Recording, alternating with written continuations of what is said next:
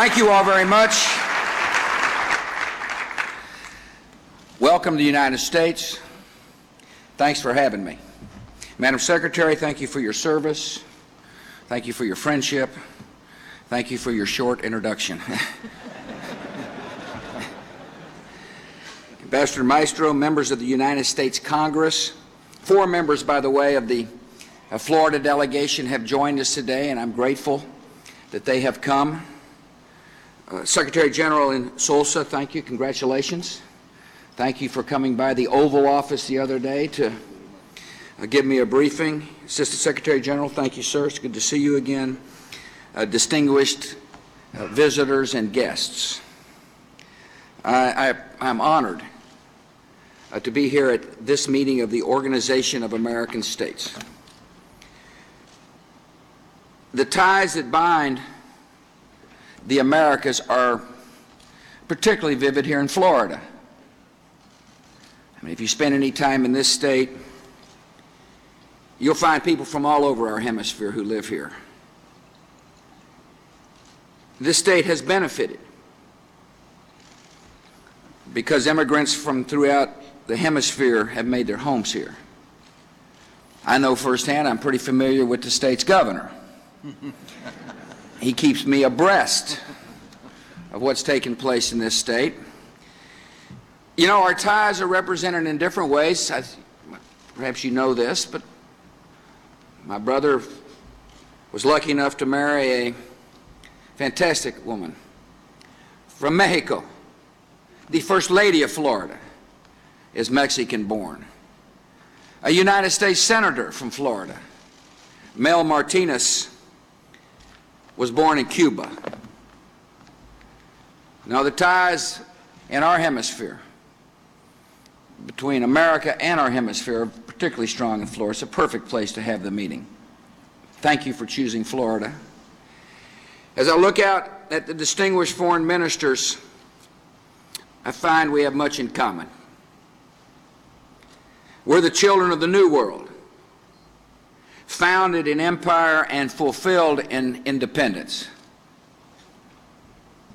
Our people are united by history and geography. And the United States shares a commitment with you to build an America that lives in liberty, trades in freedom, and grows in prosperity. We come together at a great moment in history when freedom is on the march around the world. In the last year and a half, think about this. We've witnessed a rose revolution in Georgia, an orange revolution in Ukraine, a purple revolution in Iraq, a tulip revolution in Kyrgyzstan, a cedar revolution in Lebanon. And these are just the beginnings. Across Central Asia, hope is stirring at the prospect of change, and change will come. Across the broader Middle East, we are seeing the rise of a new generation whose hearts burn for freedom, and they will have it. This love of liberty has long roots in our own hemisphere. Not long after the United States won its independence from Britain, patriots throughout the Americas were inspired to take their own stand. One of them was an Argentine general named José de San Martín. During the struggle for independence from Spain, the general declared, "In the last corner of the earth that I might find myself, I will be ready to sacrifice my existence for liberty." San Martin's dream of liberty has found a home in the Organization of American States. This organization's founding documents calls the Americans to its historic mission to offer to man a land of liberty and a favorable environment for the realization of his just aspirations.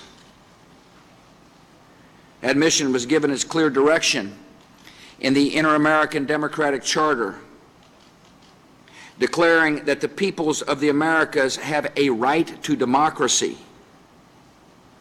and their governments have an obligation to promote it and defend it. And today, what was once a distant dream is now within our reach. And America is wholly free and democratic and at peace with ourselves and our neighbors. In the new Americas of the 21st century, democracy is now the rule rather than the exception. Think of the dramatic changes we've seen in our lifetime. In 1974, the last time the OAS General Assembly met in the United States, fewer than half its members had democratically elected governments. Today, all 34 countries participating in this General Assembly have democratic constitutional governments. Only one country in this hemisphere sits outside this society of democratic nations. And one day, the tide of freedom will reach Cuba's shores as well.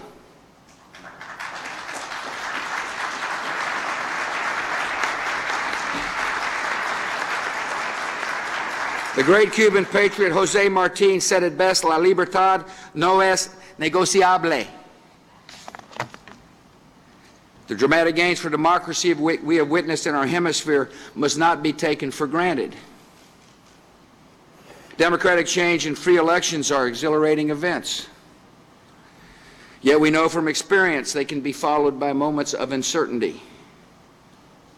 When people risk everything to vote, it can raise expectations that their lives will improve immediately.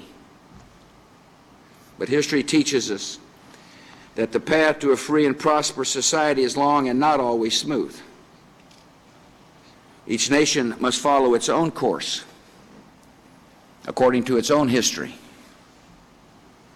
Yet the old and new democracies of the Americas share a common interest in showing every citizen of our hemisphere that freedom brings not just peace,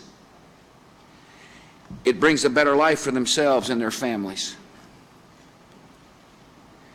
In the new Americas of the 21st century, bringing a better life to our people requires choosing between two competing visions. One offers a vision of hope. It is founded on representative government, integration into the world markets, and a faith in the transformative power of freedom in individual lives. The other seeks to roll back the democratic progress of the past 2 decades by playing to fear, pitting neighbor against neighbor, and blaming others for their own failures to provide for their people. The choices we make will determine which vision will define the Americas our children inherit. We must make wise decisions today to ensure a better tomorrow. To give our children a better tomorrow, our citizens must see that democracy delivers more than promises. They need to see in their daily lives that their hard work and enterprises are rewarded. They need to see that in a democratic society, people can walk in the streets safely. Corruption is punished, and all citizens are equal before the law. And when the people of the Americas see that opportunity and social mobility are real, they will know that in a free and democratic society, the only limit to how far they can go is the size of their dreams. The United States believes it has an obligation to help build this better tomorrow for all the citizens. Working with our partners in the region, my government has helped the leaders of this hemisphere meet our goal of delivering treatment to 600,000 HIV sufferers across the region. In 2002, the United States launched the Millennium Challenge Account to help poor nations and to revolutionize the concept of development aid. My administration's approach is based on this common sense idea: that development aid works best in countries that are proving their commitment to govern justly, to invest in their citizens, and to open up their economies.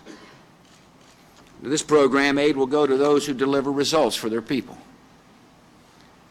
Next week, Honduras will become the second country to sign a Millennium Challenge Compact for a $215 million program that will help Honduran farmers grow better crops, as well as money to build highways that will open markets for them around the region and the world.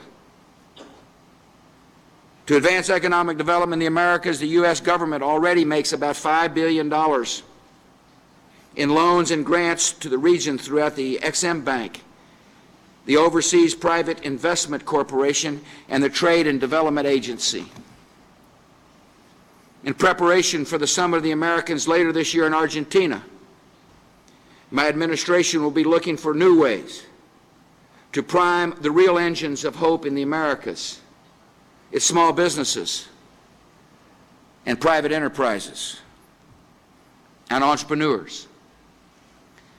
When people throughout the Americas see their lives improve and opportunity more abundant, their faith in democracy will grow and our hemisphere will be more secure. In the new Americas of the 21st century, one of the surest ways to make opportunity real for all our citizens is by opening our doors to trade. My government is pursuing this goal at all levels. At the global level, through the Doha round of the World Trade Organization. At the regional level, through the Free Trade of the Americas. And at the bilateral level, with free trade agreements with individual countries like Chile and Mexico and Canada. And the United States Congress is now considering the Central American and Dominican Republic Free Trade Agreement, which offers an historic opportunity to bring prosperity to citizens of our hemisphere who have not known it. For the young democracies of Central America, CAFTA would bring new investment, and that means good jobs and higher labor standards for their workers. In these nations, wealthier citizens already enjoy access to goods and services produced abroad. By reducing tariffs on U.S. goods, all consumers in these countries will enjoy better goods at lower prices. These lower prices will also give Central American small businesses and farmers and entrepreneurs less costly access to U.S. machinery and equipment, which will make them more competitive and help those economies grow. By bringing economic growth to Central America, CAFTA will contribute to the rise of a vibrant middle class. And that makes us reach a step closer to our goal. A goal of the Americas where the opportunities in San Jose, Costa Rica are as real as they are in San Jose, California. For U.S. farmers and businesses and workers, CAFTA would expand opportunity by creating a more level playing field for our goods and services. Under existing rules, most of Central America's exports already enter the United States duty-free. But U.S. exports still face hefty tariffs.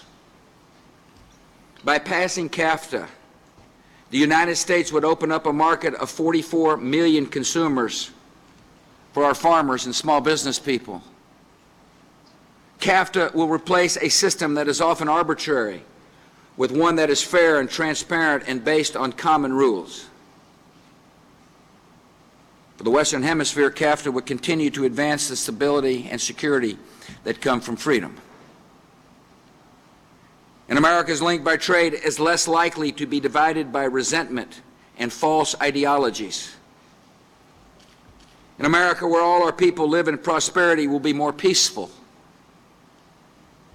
In America, whose countries have reduced the barriers to trade among ourselves, will be a more competitive region in the global economy. CAFTA is more than just a trade agreement. It is a signal of the U.S. commitment to democracy and prosperity for our neighbors, and I urge the United States Congress to pass it.